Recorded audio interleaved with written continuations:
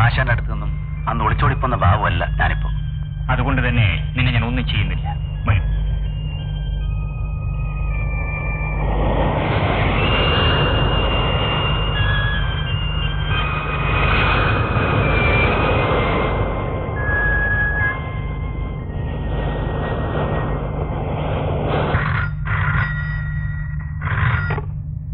Hello, Rajani here. ഞാൻ മസൂറാണ്. ചേട്ടൻ മാലിന്യ എപ്പോഴെത്തി? ഇപ്പൊ വന്നതേ ഉള്ളൂ. രജനി, കാര്യങ്ങളെല്ലാം കുഴപ്പത്തിലാണ്. കഴിയും വേഗം നമുക്കിവിടെ സ്ഥലം വേണം. എന്തുണ്ടായി ചേട്ടാ? ഇവിടെ ഞാൻ മാത്രമേ ഉള്ളൂ. ബേനി അവിടെ വെച്ച് കൊല്ലാൻ കഴിഞ്ഞില്ലേ? ഇനി എന്ത് ചെയ്യും ചേട്ടാ? മേനോനെ എങ്ങനെയെങ്കിലും കൊന്ന് അവിടെയുള്ള പണം മുഴുവൻ എടുത്തോണ്ട് നീ ഉടനെ ഇവിടെ എത്തണം. ദേഹത്തെ കൊല്ലാനോ? അതാ എനിക്ക് പേടിയാണ് ചേട്ടാ. പേടിച്ചോണ്ടിരുന്ന നമ്മൾ എല്ലാവരും അകത്താവും. എങ്ങനെയാണ് മേനോന്റെ ദേഹത്തെ കൊല്ലണ്ടെന്ന് ചേട്ടനൊന്ന് പറഞ്ഞുതരൂ. കൊല്ലേണ്ടത് നിന്റെ കഴുത്തിൽ താഴെ കെട്ടിയ നിന്നോട് തിത്രയുന്നവർ കഴിഞ്ഞ എന്നെ ഈ വീട്ടിൽ വെച്ച് കൊല്ലാൻ നീ വഴികേടുകളല്ലേ? അമ്മയില്ലാത്തതിന്റെ മോക്ക് ഒരു സുരക്ഷ ഉണ്ടാക്കുമെന്ന് കരുതിയാണ് ഞാൻ നിന്നെ വിവാഹം കഴിച്ചത്. പക്ഷേ നീ ഒരു അസരവിത്താണെന്ന് അന്ന് ഞാൻ അറിഞ്ഞിരുന്നില്ല. സ്നേഹം നിറഞ്ഞ ഒരു അമ്മയുടെ മുഖം മൂടി അറിഞ്ഞുകൊണ്ട് നീ നന്ദിനെ കുഴിച്ചു. ഞാൻ പട്ടിയെ പോലെ വിറക്കുന്ന ഇറപ്പാറിയായ നിന്റെ സഹോദരന് ഞാനറിയാതെ നീ സംരക്ഷണം നൽകി. അവന് പണം ഉണ്ടാക്കി കൊടുക്കാൻ വേണ്ടി പാവപ്പെട്ട എന്റെ മകളെ ഭീഷണിപ്പെടുത്തി നീ ബലിയാണാക്കി. ഒടുവിൽ അവളെ കൊല്ലാൻ നീ ഏർപ്പാട് ചെയ്തു. പക്ഷെ ഈശ്വരൻ എന്റെ ഭാഗത്താണ്. ഇതാ എല്ലാ വീടും കാണിച്ച് അവൾ എനിക്ക് കത്തെഴുതിയിട്ടുണ്ട്. നീ ഒരുക്കിയ കെണിയിൽ നീ തന്നെ അകപ്പെട്ടു. ബാംഗ്ലൂരിലെ അനാഥാലയത്തിൽ ഏൽപ്പിച്ചിട്ട് പോന്ന എന്റെ മകളുടെ കുഞ്ഞിനെ നീ കൊല്ലാൻ ശ്രമിച്ചു. പക്ഷെ പെട്ടെന്നൊരു അപേക്ഷ അനുസരിച്ച് നീ അറിയാതെ ആ കുഞ്ഞിനെ അവർ ഇവിടുത്തെ അനാഥാലയത്തിൽ എത്തിച്ചു. നിന്റെ കണ്ണിൽ പെടാത്തതുകൊണ്ട് ഇന്നും ജീവിതോടിരിക്കുന്ന ആ കുഞ്ഞാടി ഇനി എന്റെ സ്വത്തിന്റെ മുഴുവൻ അവകാശം. സാർ, അങ്ങാണോ ഗിരിജാവല്ലഭ മേനോൻ? അതെ. അങ്ങ് മേട്ടറിന് ഫോൺ ചെയ്തിരുന്നു. അതെ. ഇതാണ് സാർ മിനി, അങ്ങയുടെ മകളുടെ കുട്ടി. മിനി, ഇതാണ് മോളുടെ മുത്തച്ഛൻ. ചെല്ല്. മോളെ മോളെ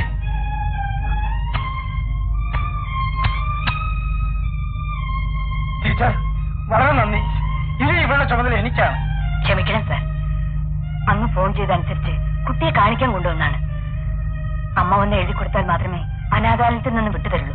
ഈ കാണുന്ന സ്വത്തുക്കൾക്കെല്ലാം അവകാശിയായ എന്റെ മിനിയെ ഞാൻ നീ അനാഥാലയത്തിലേക്ക് അയക്കണോ? വേണ്ട, നമുക്കവളെ നരകത്തിലേക്ക് അയക്കാം. അങ്ങ് പട്ടിയെ പോലെ വെറുക്കുന്നു എന്ന് പറഞ്ഞ അതേ മധുസൂദനൻ തന്നെ എന്നെ പിടിച്ചു കൊടുത്താൽ 50,000 രൂപ സമ്മാനം കിട്ടും. എന്താ ഒന്ന് നോക്കുന്നോ? അയ്യോ, അല്ല ക്ഷമിക്കണം, എന്നെയും എന്റെ പെങ്ങളെയും നിങ്ങൾ പോലീസിൽ എത്തിക്കാൻ പോവില്ലേ? അതിനു മുമ്പ് നമുക്കിതിനെ കണക്കുകൾ പറഞ്ഞു തീർക്കാറുണ്ട്. കണക്കുകളോ? അതെ, കൊല്ലും കൊലയുടെ കണക്കുകൾ. അത് ഇവിടെ വെച്ച് പറഞ്ഞാൽ ശരിയായിരിക്കില്ല. നമുക്കെല്ലാവരും കൂടി എന്ത് സംഘത്തിലേക്ക് പോവാം? ഇല്ല, ഞാൻ വരില്ല. വരും വരും.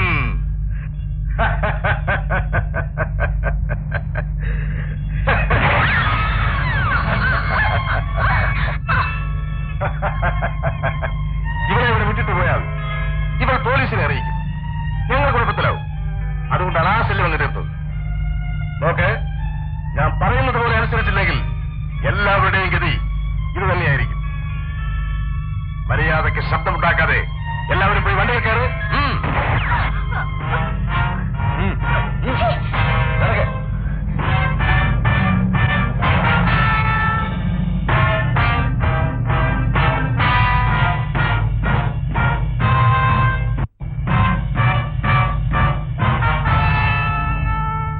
സാറേ, ജീവൻ എല്ലാവർക്കും വിലപ്പെട്ടതാണ്.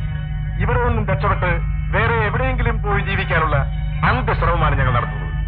പോലീസ് ഞങ്ങളെ നിങ്ങൾ പോലെ പിന്തുടരുകയാണ്. അതുകൊണ്ട് ആ പത്രം കൊടുക്കൂ. നിങ്ങളുടെ എല്ലാ സ്വത്തുക്കളും രജനിയുടെ പേർക്ക് ഇഷ്ടദാനം കൊടുത്തതായി അതിൽ എഴുതി ഒപ്പിട്ട് തരണം. ഇല്ല, എന്റെ സ്വത്തുക്കൾ കാശ് കൊടുക്കില്ല. അമിതമായി പണം ആര് വാരിക്കൂട്ടിയാലും ആപത്താണ് സാറേ. മരിച്ചു കഴിഞ്ഞാൽ നിങ്ങൾ ഈ പണമെല്ലാം കൂടെ കൊണ്ടുപോകുമോ? നിങ്ങൾക്ക് ആലോചിക്കാൻ ഞാൻ 5 നിമിഷം തരുന്നു. 5 വർഷം വന്നാലും ഒരു തീരുമാനം മാറില്ല.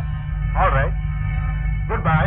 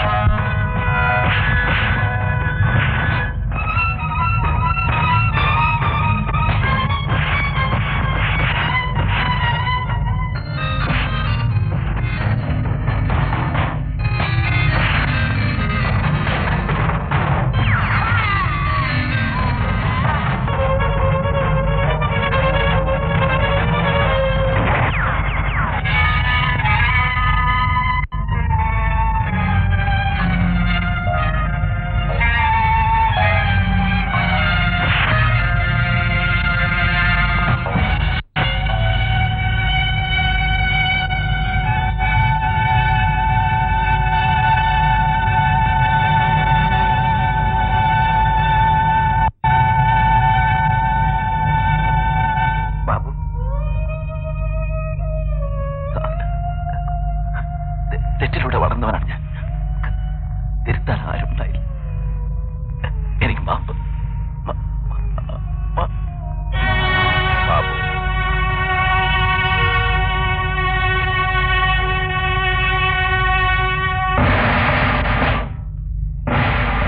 കുറ്റവാളികളെല്ലാം സ്റ്റേഷനിലേക്ക് അയച്ചു. മിസ്റ്റർ മേനന്റെ സ്ഥിതി എന്താ?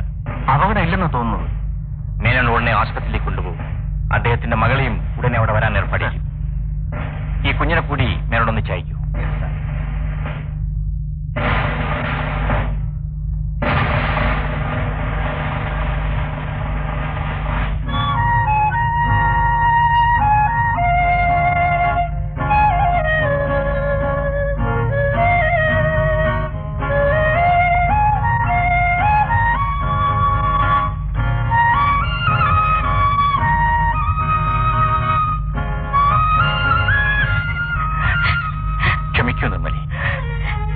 ഞാൻ നിന്നെ വളരെയേറെ നൊമ്പരപ്പെടുത്തി. എന്നാലും എന്നോട് പോലും നിങ്ങൾ ഈ വിവരം പറഞ്ഞില്ലല്ലോ. സർവീസിലെ കാലാവധി കഴിഞ്ഞപ്പോ എനിക്ക് CBI ഉദ്യോഗം കിട്ടി. ആദ്യമായി കിട്ടിയ ചുമതല ഈ കള്ളക്കടത്ത് സംഘത്തെ പിടികൂടാനായിരുന്നു. അത് വിജയപൂർവ്വം ചെയ്യാൻ എല്ലാ കാര്യങ്ങളും രഹസ്യമായി സൂക്ഷിക്കേണ്ടി വന്നു. നിങ്ങളെ കാണുന്നില്ലെന്ന് ഞാൻ പോയി പറഞ്ഞിട്ട് ചന്ദ്രൻ പോലും ഈ കാര്യം എന്നോട് ഒളിക്കായിരുന്നു. അതാണ് പോലീസിന്റെ അച്ചടക്കം. സ്വാധീനമില്ലാത്ത ഈ ഒരു കൈയും വെച്ച് നിങ്ങൾ എങ്ങനെ ഇതൊക്കെ ചെയ്തു? ഈശ്വരാനുഗ്രഹത്താൽ എന്റെ കൈക്ക് യാതൊരു കുഴപ്പവുമില്ല. ഒരു കൈയില്ലാത്തവനെന്ന് പറഞ്ഞാൽ ആരും സംശയിക്കില്ലെന്ന് കരുതി ഒരു തന്ത്രം പ്രയോഗിച്ചത്. ഇതാ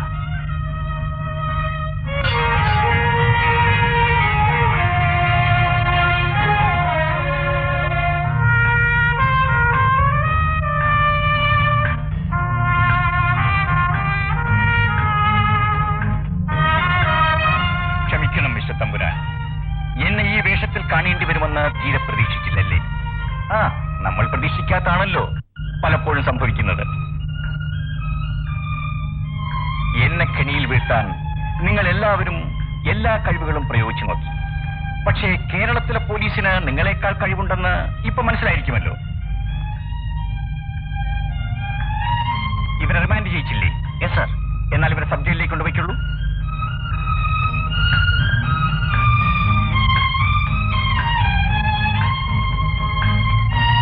പ്രഭാകരൻ നായർ,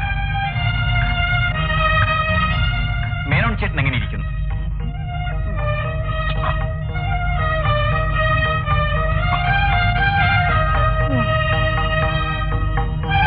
എങ്ങനെ ഇരിക്കുന്നു മേനോൻ ചേട്ടൻ? എന്റെ വേദനയൊക്കെ മാറി. രക്തം ധാരാളം പോയതുകൊണ്ട് എനിക്ക് ഭയമായിരുന്നു. സാറേ, എനിക്കൊരു മൃതസഞ്ജീവിനിയെ കിട്ടി. എന്റെ കൊച്ചുമോള്. ഇവളുടെ കൂടെ സന്തോഷമായിട്ട് കുറച്ചാൾ കഴിയാതെ ഇനി ഈശ്വരൻ വിളിച്ചാലും ഞാൻ പോവില്ല. അതങ്ങോട്ട് കൊടുത്തേക്കൂ. ഇത് നമ്മുടെ പ്രാപ്തയല്ലേ? ഏമാന്റെ ഉത്തരവനുസരിച്ച് ഈ കേസ് അന്വേഷണത്തിന് ഞാൻ പ്രാപ്തരായിരുന്നു.